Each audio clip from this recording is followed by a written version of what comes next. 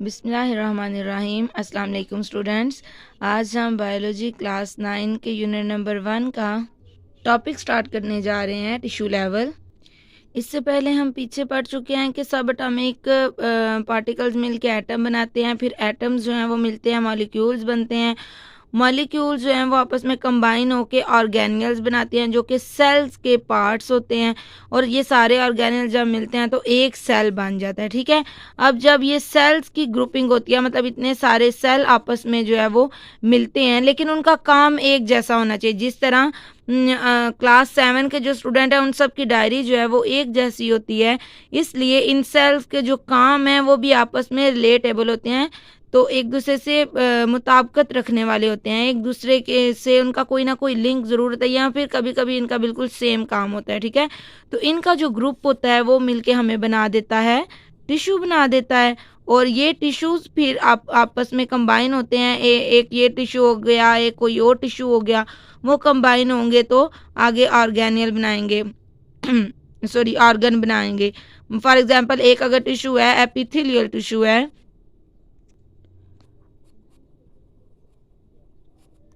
और उसके साथ अगर मिल जाते हैं मस्कुलर टिश्यूज़, ये टिश्यूज़ की भी टाइप्स होती हैं। ठीक है, मस्कुलर टिश्यूज़ भी मिल जाते हैं और ये आपस में ग्रुपिंग करते हैं और फिर ये कोई ना कोई जिस्म का पार्ट बना देते हैं। ठीक है, जब इनकी ग्रुपिंग होती है तो ऑर्गन बनता है। अब ऑर्गन क्या है? कोई भी पार्ट ऑफ बॉडी हो सकता है, कोई भी पार्ट ऑफ बॉडी हो सकता है। फॉर एग्जांपल हमारा हाथ हो सकता है, हमारी आई हो सकती है, ईयर हो सकता है, ये हमारे ऑर्गन है। इनको साइंस की लैंग्वेज में ऑर्गन कहते हैं और वैसे इनको हम पार्ट्स ऑफ बॉडी कहते हैं। ठीक है, तो ऑर्गेनियल से बना सेल, सेल्स की जब ग्रुपिंग हुई तो टिश्यू बना, और जब टिश्यूज आपस में कंबाइन हुए तो हमारे पास ऑर्गन बन गया। ऑर्गन कोई भी पार्ट हो सकता है। ठीक है, चलें पहले टिश्यू का जो है वो टॉपिक स्टार्ट करते हैं।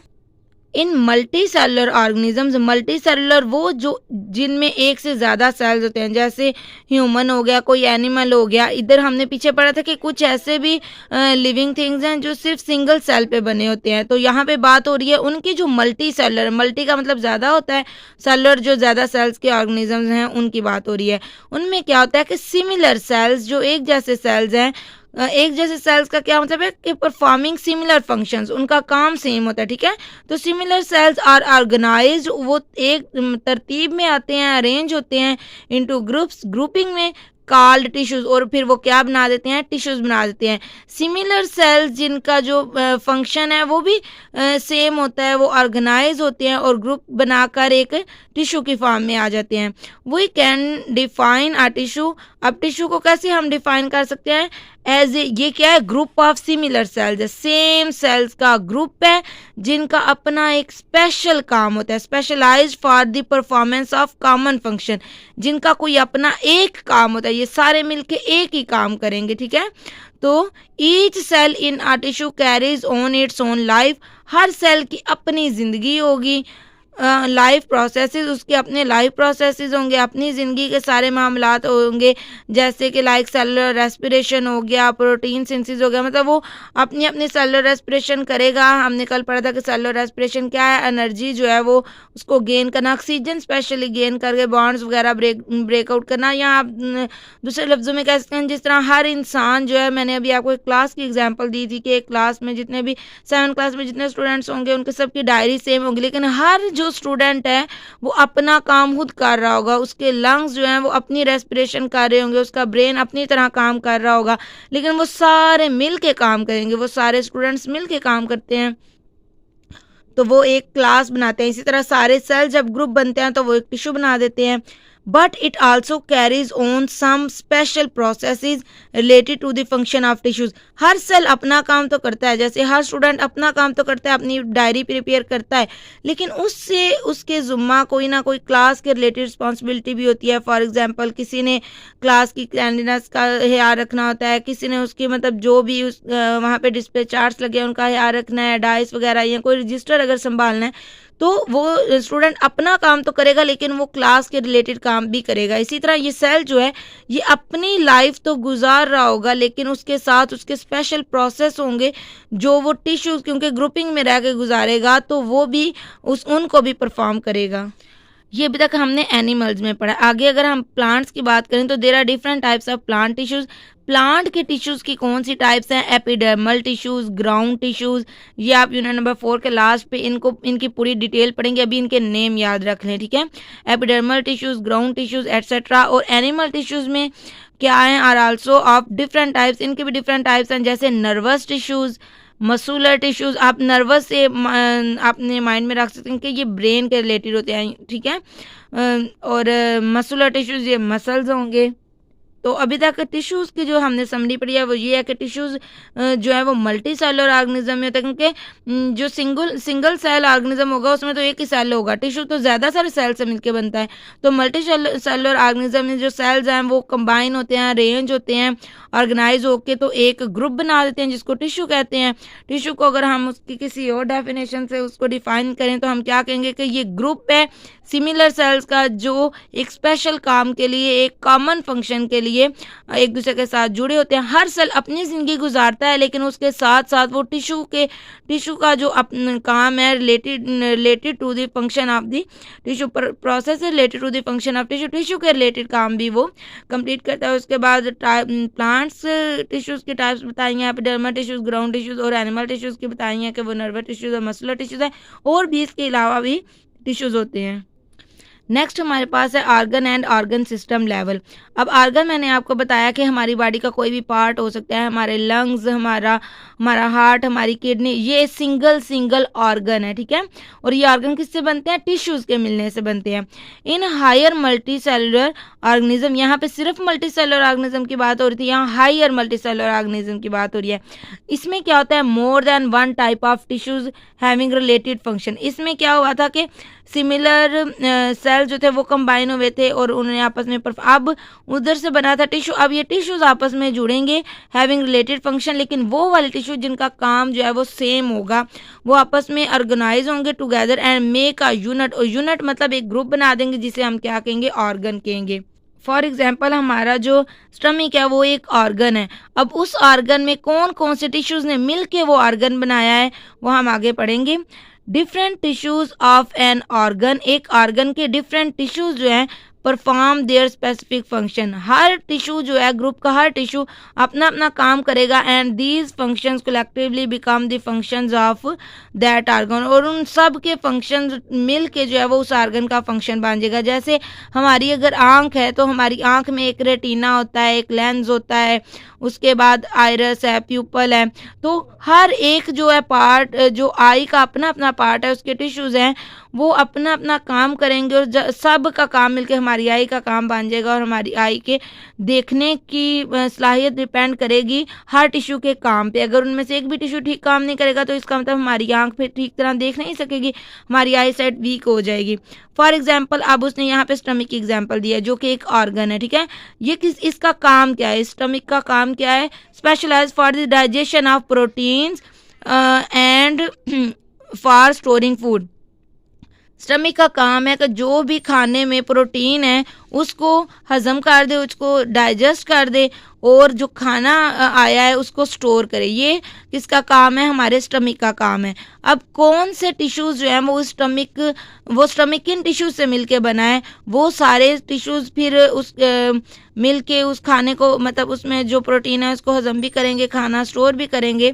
तो देखते हैं कि कौन से टिश्यूज जो हैं वो इस स्टमक में होते हैं। 2 major types of tissues are present in its structure. 2 तरह के टिश्यूज इसमें होते हैं। एपिथेलियल यानी कि जिनको ग्लैंडुलर टिश्यूज कहते हैं, ये क्या करते हैं? ये सिक्रीट्स गैस्ट्रिक जूस। ये मतलब जैसे ही खाना हमारे स्टमक में जाता है तो इसके साइड की जो दीवारें हैं, हमारे स्टमक के साइड की दीवारें, उसमें टिश्यूज हैं। वो टिश्यू जो है फ़ौरन से एक जूस रिलीज़ कर देते हैं जिसको गैस्ट्रिक जूस कहते हैं। और वो क्या करता है? वो उसमें थोड़ा सा तेज़ाब होता है, ठीक है, और हाइड्रोक्लोरिक एसिड का नेम है HCl। तो वो क्या करता है? जब हम वैसे भी तेज़ाब को किसी खाने पे डालें या किसी भी चीज़ पे डालें तो क्या करना शुरू, वो मतलब चीज़ गलनी सड़नी शुरू हो जाती है, ख़राब होनी शुरू हो जाती है, यानी कि इन अदर वर्ड तेज़ाब उसको खाना शुरू कर देता है। तो इसी तरह जब तेज़ाब, ये वाला जो गैस्ट्रिक जूस है इसी में तेज़ाब होता है, ये जब खाने के ऊपर पड़ता है तो क्या होता है? प्रोटीन्स डाइजेस्ट हो जाती हैं, यानी कि वो हज़म हो गई होती हैं, सिंपल वर्ड में अगर बात करें। ये तो काम था एपिथेलियल टिश्यू का। 2 तरह के टिश्यू थे। एपिथेलियल टिश्यूज़ दूसरा कौन सा है, मस्कुलर टिश्यूज। अब ये मस्कुलर टिश्यूज क्या करते हैं, performs contractions of stomach wall. क्या होता है कि उसके अंदर हमने मतलब जूस डाल दिया, अब क्या हुआ कि जो हमारा स्टमक है उसकी वॉल जो है आपस में सिकुड़ना शुरू कर देंगी, ठीक है, सिकुड़ेंगी फैलेंगी, सिकुड़ेंगी फैलेंगी, मतलब वो जो उसके अंदर खुराक है उसको मिक्स करना शुरू कर देंगी। Contractions of stomach walls for grinding of food, food को ग्राइंड कर देंगी, पीस देंगी। और फिर क्या करेंगी, and move food to posterior end, और फिर जो स्टमक है उसके बिल्कुल एंड की तरफ उसको धकेलना शुरू कर देंगी। क्या हुआ, खाना आया हमारे स्टमक में, उसके ऊपर पहला काम किसने किया, एपिथेलियल टिश्यू ने, उसके ऊपर वो जो गैस्ट्रिक जूस रिलीज किया उससे उसकी प्रोटीन्स हजम होगी। अब दूसरा काम करना है मस्कुलर टिश्यूज ने, उन्होंने क्या किया कि वो सुकड़े फैले, सुकड़े कभी बंद हो कभी खुले, तो वो जो खुराक थी वो मिक्स हो गई, वो मिक्स होके पानी सा बन गया, और वो पानी किस तरफ जा रहा है, अब स्टमक के एंड की तरफ जा रहा है, कि मतलब स्टमक का काम तो कंप्लीट हो गया। स्टमक के जो दो टिश्यूज थे, एपिथेलियल और मस्कुलर टिश्यू, उन्होंने मिल के अपना काम किया और स्टमक का काम पूरा हो गया। So two tissues perform their specific function, इन दो टिश्यूज ने अपना अपना काम किया, विच कलेक्टिवली जो इकट्ठा होकर क्या बना, become the function of stomach, जो कि स्टमक का काम बन गया। आई होप आपको आर्गन के अच्छे से समझ आ गई होगी। अब आर्गन के बाद अगला लेवल आता है आर्गन सिस्टम लेवल। अब आर्गन सिस्टम लेवल में क्या होगा, अभी तक हमने पढ़ा सेल्स मिले थे, टिश्यूज बना, टिश्यूज मिले, आर्गन बना। अब आर्गन यानी कि आर्गन, ज्यादा से आर्गन मिलेंगे और क्या बनेगा हमारे पास,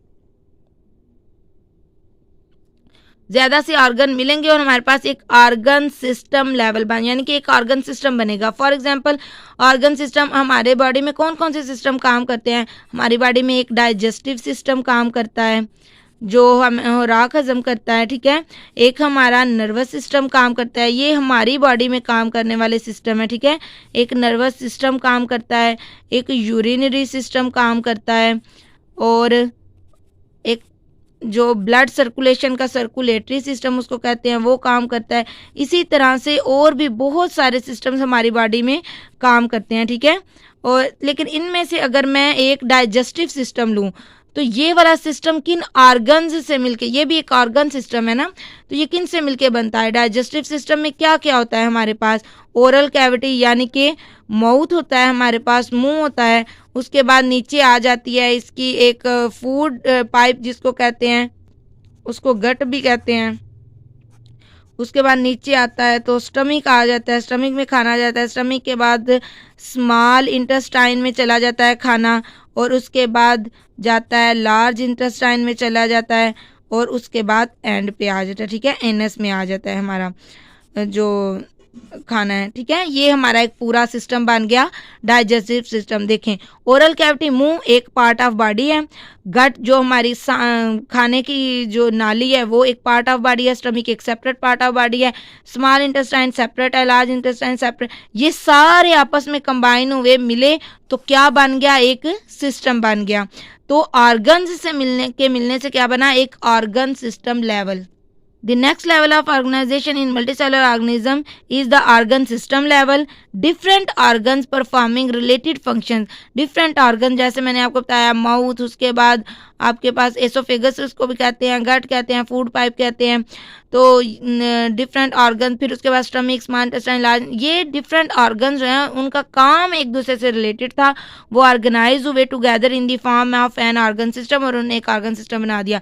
in an organ system each organ carry out it's specific function, her organ अपना अपना काम करता है, and the functions of all the organ, और इन सब ऑर्गन का फंक्शन मिलके क्या बनता है, appear as the function of the organ system, वो एक उस सिस्टम का फंक्शन बन जाता है। फॉर एग्जाम्पल डाइजेस्टिव सिस्टम क्या है, is an organ system that carries out the process, वो that carries out the process of digestion, यानी कि डाइजेस्टिव सिस्टम डाइजेशन का काम करता है, लेकिन उसमें कौन कौन से पार्ट्स हैं, कौन कौन से ऑर्गन्स हैं जो मिलके इस काम को कंप्लीट करते हैं।